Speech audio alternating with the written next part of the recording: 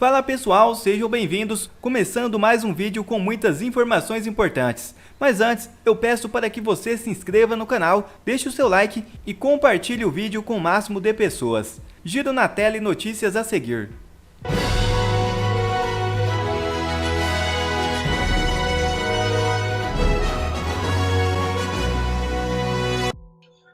Parlamentares da oposição coletam assinaturas para pedido impeachment de Moraes. A ação encabeçada pelo deputado federal Marcel Van Hatten é resposta à morte de preso de 8 de janeiro. O deputado Marcel Van Hatten coleta assinaturas com outros parlamentares da oposição para apresentar um pedido de impeachment contra o ministro Alexandre de Moraes do Supremo Tribunal Federal. A ação acontece depois de Clerilson Pereira da Cunha, conhecido como Clezão, morreu. O homem estava detido no complexo penitenciário da Papuda por ser suspeito de ter participado dos atos de vandalismo que aconteceram nos prédios dos Três Poderes em 8 de janeiro deste ano. Os parlamentares denunciam Moraes por crime de responsabilidade. Ao oeste, Van Hatten disse que membros da oposição devem se reunir na quarta-feira 22 com Pacheco para entregar o pedido de impeachment de Moraes. A ideia é que o documento tenha celeridade na casa, diferentemente dos demais pedidos de impeachment que estão parados no Senado. Cara a cara com Rodrigo Pacheco, o senador Magno Malta deu duro recado para o presidente do Senado. Veja o vídeo. Morreu sob a tutela do Estado. Sob a tutela do Estado. Essa imagem não pode ser esquecida. Essa imagem não pode ser esquecida. Morreu sob a tutela do Estado, hipócritas! Cadê vocês, hipócritas? Direitos humanos, direitos dos humanos! Um puxadinho daqueles que não têm o mínimo sentimento por esses aqui. Essa foto aqui, senador Girão. Essa foto aqui, Cleitinho. Essa foto aqui, senador Marinho. O Brasil não pode esquecer. Agora o senhor não pode levar essa culpa. O Brasil não pode cobrar e colocar um fardo nas suas costas, a não ser que o senhor deixe. Porque nós senadores, não importa a cor, não importa o partido, não importa a coloração partidária, a ideologia, o Brasil não pode ser comandado por um só homem, amedrontado por um só homem, vilipendiado por um só homem, que custe o mandato. Para que mandato se eu não posso falar? Para que mandato se eu vou afrouxar? Eu não vou afrouxar! Para que mandato se eu vou medir as palavras? Eu saí de uma CPMI que eu implorei ao presidente Arthur Maia, ele se escondia, implorei para a relatora, cria comissão, vamos lá nas Papuda, pelo amor de Deus, tem gente com comorbidade, vamos lá, tem sentimento, nada. No dia que saiu, que o Ministério Público mandou soltar ele por falta de prova, e ninguém pode ficar preso por mais de 81 dias. Isso era o que eles faziam com a Lava Jato. Era a bronca com a Lava Jato que o Moro mantinha preso acima de 81 dias. Mas eram pessoas que estavam julgadas. Eles não foram julgados. Ele morreu sem saber o que fez, senador Flávio. Que conversa é essa? Ah, Magno Malta, eles vão te detonar. Detone! Agora, o povo do Espírito Santo não me mandou para aqui para baixar a cabeça. Eu não estou falando mentira. Um homem só, senador Nelson, não pode dar uma canetada e desrespeitar essa casa.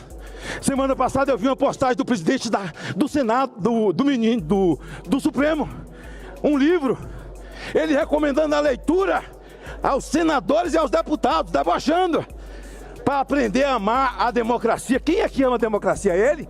Perdeu, mané? Eleição não se ganha, se toma. Ele disse que ele não falou não. Até que dia esse inquérito? Eu dizia que era um inquérito, que era um estômago de elefante, mas não. É um estômago de baleia. É um estômago de baleia. Aliás, as baleias têm que achar o endereço dela, fazer um requerimento convocando para ela vir depor aqui, para ela poder fazer uma delação premiada, dizendo o que é que Bolsonaro importunou ela. Senhor presidente, não deixe esse fato ficar nas suas costas. Lhe digo com toda consciência e respeito que lhe tenho, a sua família e seus filhos. Se essa casa não tomar uma atitude, o Brasil não cobrará de Alexandre de Moraes, vai cobrar do senhor. Sebastião Coelho culpa Moraes por morte de Clerilson. Veja o vídeo.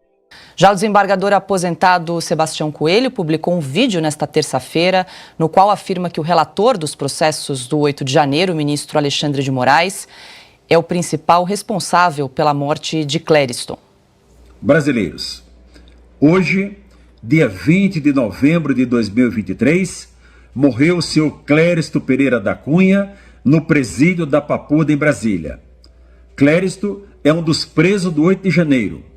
Essa morte tem que ser creditada obrigatoriamente na conta do ministro Alexandre de Moraes do Supremo Tribunal Federal.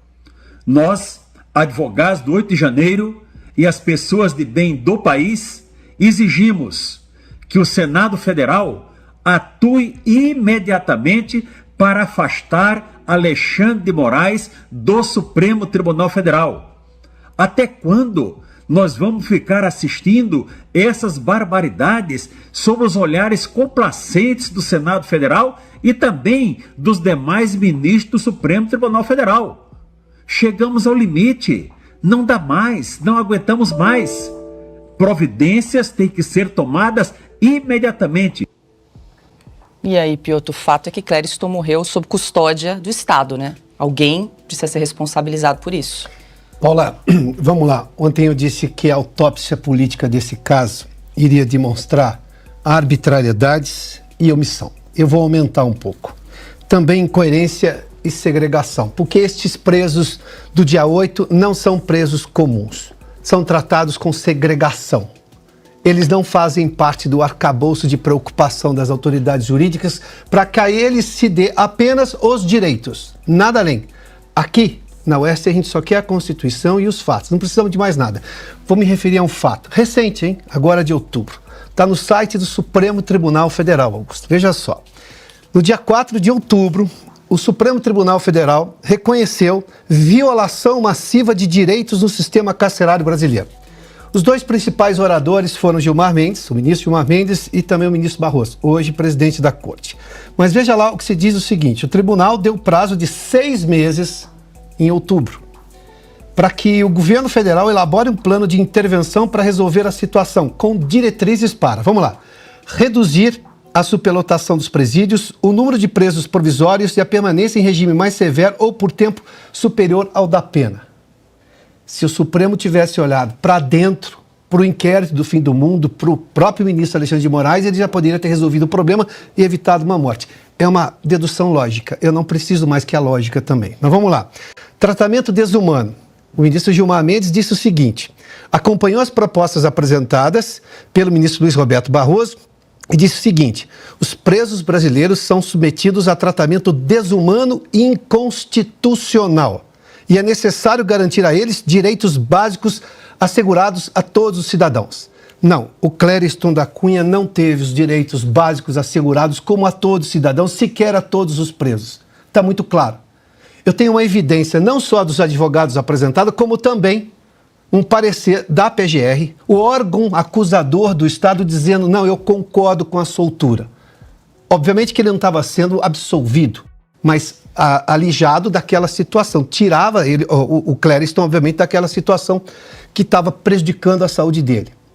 Se o ministro Gilmar Mendes está dizendo que os presos já são colocados em regime desumano e inconstitucional, este era um caso que já estava lá sob análise desde o dia 1º de setembro, começo de setembro.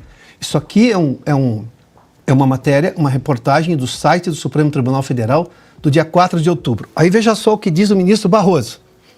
Espero que este seja um passo relevante para melhorar, minimamente que seja, o mínimo seria seguir a PGR neste caso do Clériston. Não foi seguido o mínimo. As condições degradantes do sistema prisional brasileiro. Segundo o presidente, os presos são privados da liberdade, sim, nós vimos aqui, mas não de dignidade, sim. Nós também estamos vendo isso no caso do Clériston. Aliás, com um parecer muito claro da PGR também. E a decisão tem interesse social, a partir da premissa de que o sistema penitenciário deficiente realimenta a criminalidade. Quando há segregação no regime democrático, já não é mais regime democrático. Segregação é coisa de ditadura. Segregação não conversa com a democracia, porque a democracia prevê, porque é um governo do povo, pelo povo e para o povo, como os gregos nos legaram, uma lógica de igualdade. Aliás, está na Constituição, senhores ministros. Os senhores conhecem muito bem, os senhores são os guardiões da Constituição. Mas aí volto, por exemplo, essa coisa meio fora da realidade afeta também a Ordem dos Advogados do Brasil. Nessa decisão da OAB comunicada que vai investigar o caso do Clériston, vamos lá. Uma aspas do presidente Beto Simonetti.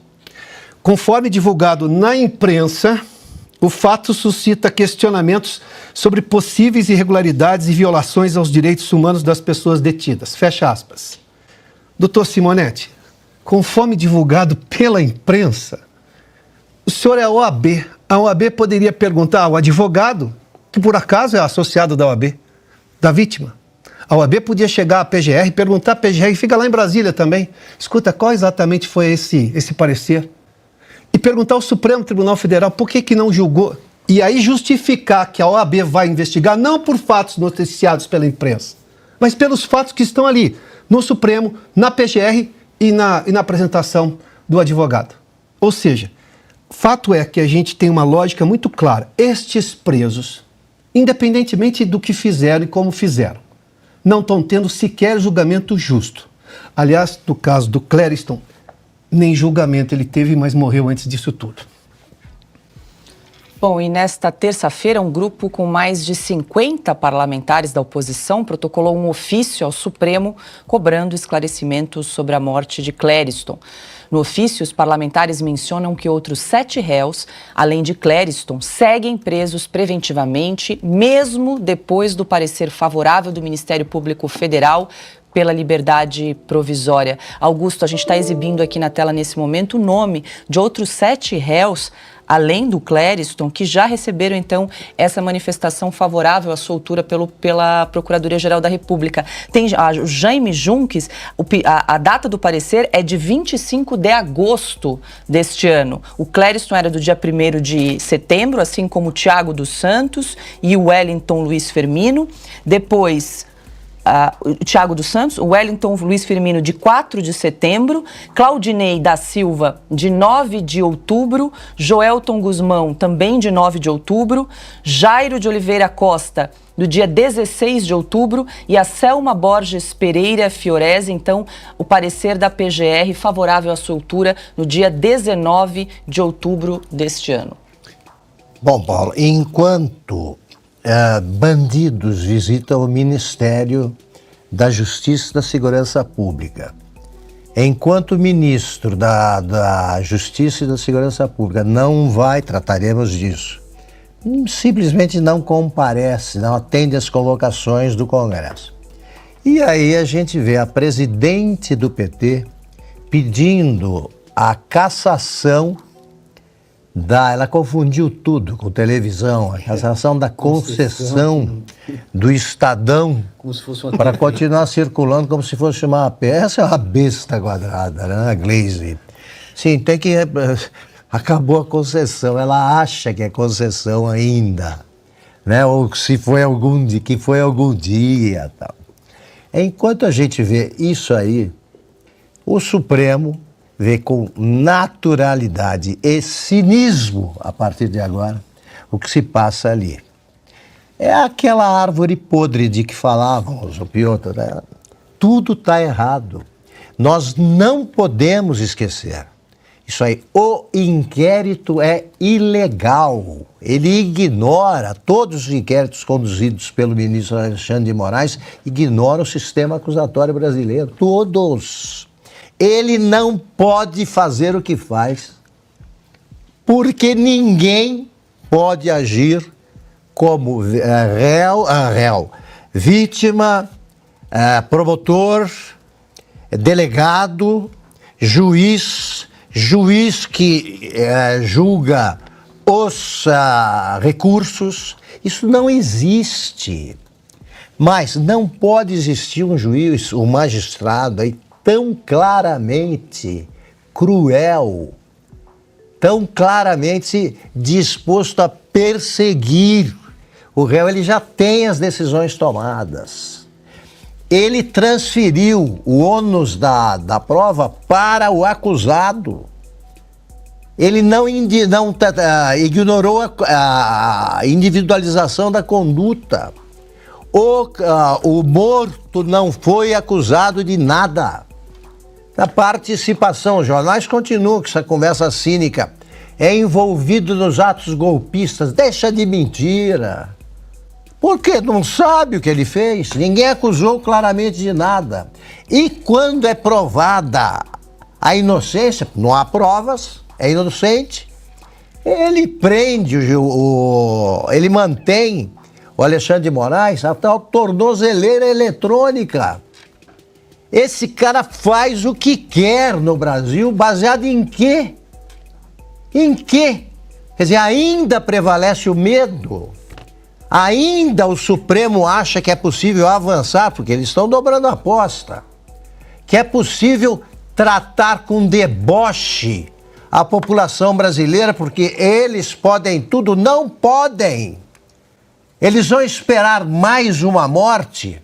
Quer dizer, já existe a saída, então nós precisamos que o Congresso, que congressistas façam esse tipo de manifestação e outras e ajam para acabar com isso. É a hora do basta. Não faltou aviso. Quantas capas nós soltamos? 8 reportagens de capa na Revista Oeste. 8. O que faltou foi humildade aos ministros do Supremo e aí sobrou arrogância. Uma arrogância que se tornou assassina. Eles agora são acusados de assassinato. Pronto. Esta é a palavra, não adianta procurar outra. Não adianta. E mais casos vão acontecer. Eles não vão comentar nada, eles não vão falar sobre isso. O Estado brasileiro será responsabilizado por esse caso também, como aconteceu com o caso do Vladimir Herzog. A verdade, não adianta tentar sepultar, ela volta. Ela volta. E então é o seguinte, nós estamos com a consciência em paz aqui, mas indignados. Não basta isso. Alguém tem que pagar por esse crime. Cometido por quem? Até agora não cometeu. Agora é tarde. Não cometeu crime nenhum, porque nada foi provado contra ele. E já outra notícia na tela. Informação vaza e revela que Clezão não foi o único réu pelo 8 de janeiro a morrer. É isso mesmo. Além de Clerilson Pereira da Cunha, outro detido pelos atos de 8 de janeiro também faleceu, mas em circunstâncias diferentes. De acordo com informações do colunista Guilherme Amado, do Metrópolis, Antônio Marques da Silva, de 49 anos, outro homem que era réu pelos atos de 8 de janeiro, faleceu em sua casa em Barra dos Garças em 29 de outubro. Ao contrário de Clezão, Marques respondia ao processo do Supremo Tribunal Federal em liberdade. A defesa de Marques informou ao ministro Alexandre de Moraes que a causa da morte foi choque neurogênico e traumatismo craniano encefálico grave. Ele chegou a Brasília em 7 de janeiro e foi detido em 9 de janeiro, em frente ao quartel-general do Exército. Ele afirmou à Polícia Federal que esteve na Praça dos Três Poderes no 8 de janeiro, mas negou ter invadido qualquer prédio público. Marques respondia à ação penal no STF pelos crimes de incitação ao crime e associação criminosa. Bom, quer receber mais conteúdos como esse? Então inscreva-se agora mesmo no canal, deixe o seu like e compartilhe o vídeo com o máximo de pessoas. Assim você vai estar me ajudando demais. Fico por aqui, um forte abraço e que Deus abençoe a todos. Brasil acima de tudo e Deus acima de todos.